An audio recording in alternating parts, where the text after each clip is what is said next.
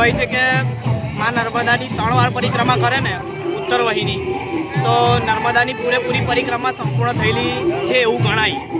અને આ વખતે મારો સંકલ્પ છે કે મારો પણ આ ચૈત્રના જેટલા પણ દિવસો છે એમાં જે પણ મારા રજાના દિવસો હશે ને એ બધા રજાના દિવસો અહીં હોઈશું. એકચ્યુઅલી શરૂ કોણે કરી હતી એનો મને આઈડિયા નથી, પણ આ માં નર્મદા એવું કહેવાય છે કે પુરાણોથી ચાલી આવેલી. આમ કહેવાય ને કે આ પૃથ્વી પરની પહેલી નદી હોય ને તો માં નર્મદા, એવું આપણા શાસ્ત્રમાં ઉલ્લેખ છે. એટલે માં ગંગા કરતાં પણ સૌથી પહેલાં માં નર્મદાનું પ્રાગટ્ય અહીંયા થયેલું છે. અને ઉત્તર વહીની પરિક્રમા એકમાત્ર એવી પરિક્રમા છે કે બધી નદીઓ ઉત્તરથી દક્ષિણ તરફ વહે છે, પણ આ નર્મદા નદી એકમાત્ર એવી છે કે જે પૂર્વથી પશ્ચિમ તરફ વહે છે. એટલા માટે ને મોટાભાગની બધી નદીઓ પણ છે ને ઉત્તરથી દક્ષિણની છે, પણ આ નદી એકમાત્ર એવી છે કે જેનો પ્રવાહ ઉત્તર બાજુ વહે છે. ને એ આટલા ભાગમાં જ છે કે જે આ 21 થી 22 કિલોમીટરની નર્મદાની પરિક્રમા છે એટલા ભાગ પૂરતી જ છે. ને એમાં પણ આપણા ગુજરાતનું સૌથી મોટું ભાગ્ય કહેવાય કે આપણા ગુજરાતમાં માં નર્મદાનું આ ઉત્તર વહીની પરિક્રમા નીકળે છે. અને પછી એનું જે સમાગમ પણ આપણા ગુજરાતમાં જ થાય છે. એટલા માટે તો પહેલી વસ્તુ એ કે પરિક્રમામાં આવવું હોય તો જે આપણો ભારતીય ગણવેશ છે એ ભારતીય ગણવેશમાં આવવું જોઈએ. અને ફર્સ્ટ ઓફ ઓલ તો નર્મદા પરિક્રમા 2 બાજુથી સ્ટાર્ટ થાય છે, એક આ તિલકવાડાથી અને બીજું રામપુરાથી. એકચ્યુઅલી મેં સ્ટાર્ટ કરી છે રામપુરાથી. અને નર્મદા પરિક્રમાની અંદર જેટલા પણ મહાદેવજીના મંદિરો છે તમે જોશો ને તો મોસ્ટલી મહાદેવજીના મંદિર છે. ખાલી એક જ રણછોડરાયનું એક જ મંદિર છે, એ રામપુરામાં છે.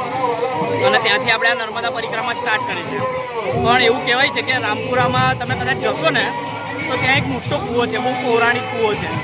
એ જ્યારે અહીંયાથી પરિક્રમા સ્ટાર્ટ થઈ હતી ને, જેણે પણ ફર્સ્ટ ટાઈમ કરી હતી તે ભાઈએ કૂવાની અંદરથી પાણી લીધું હતું અને એ પાણી એમણે બધા મહાદેવજીના મંદિરે અભિષેક કરીને પછી આખી પરિક્રમા પૂર્ણ કરેલી હતી. અત્યારે લોકો 1 દિવસની અંદર, 2 દિવસની અંદર, 3 દિવસની અંદર પૂરી કરી દે છે. તો ખરેખર આ એક ચૈત્ર મહિનો એવો છે કે આ એક આખા 30 દિવસનું અનુષ્ઠાન છે. એ 30 દિવસના અનુષ્ઠાનની અંદર 30 દિવસ આપણે માં નર્મદાના ખોળામાં બેસી ને એ કહેવાય કે આધ્યાત્મિકતાની અનુભૂતિ કરીએ, ભગવાનનું નામ લઈએ. એ આ કહેવાય કે આ મારું માનવું એવું છે કે જે આપણા ચતુર્માસ હોય છે એ ચતુર્માસ કરતાં પણ પવિત્ર આ 30 દિવસ છે આ ચૈત્ર મહિનાના, કે એમાં પણ ચતુર્માસના 4 માસનું ફળ આ 30 દિવસની અંદર જ મળી જાય છે. એટલા માટે આ નર્મદા પરિક્રમા ખરેખર બધાએ કરવી જોઈએ, પણ એક શ્રદ્ધાથી કરવી જોઈએ. મોજશોખ માટે મહેરબાની કરીને જે આવતા હોય ને એ તો આવતા જ ના, કે મોજશોખમાં બધા જાય છે એટલે આપણે પણ જઈએ. કારણ કે મેં જોયું છે છેલ્લા 3 થી 4 વર્ષથી આ ટ્રેન્ડ ટોટલી બની ગયેલો છે.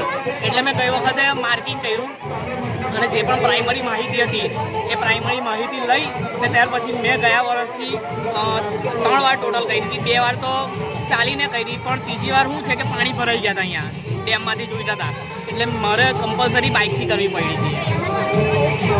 દિવસનું અનુષ્ઠાન છે જે અમારા જેવા બિઝનેસ ઓરિએન્ટલ પર્સન છે ને એ પોતાના કન્વિનિયન્સી ટાઈમ પ્રમાણે કે રજાને દિવસ જોઈને આવે છે, પણ એટલીસ્ટ કરે છે અમે લોકો.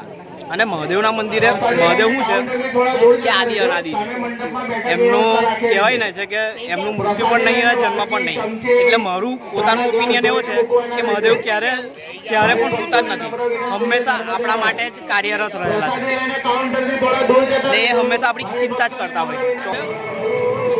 કે આપણા 4 યુગ છે, એમાંથી કળિયુગ એટલે માણસ ખાલી ભગવાનને યાદ કરી લે ને તો એ ભગવાન માણસ પર પ્રસન્ન થઈ જાય.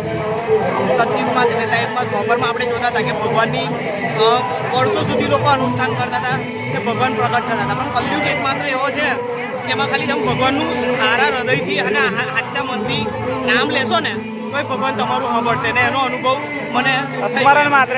ક્યાંથી ગયો તમે? જંબુસર. શું નામ છે તમારું ભાઈ? Naval Jadav. Naval Jadav. Okay, thank you very much.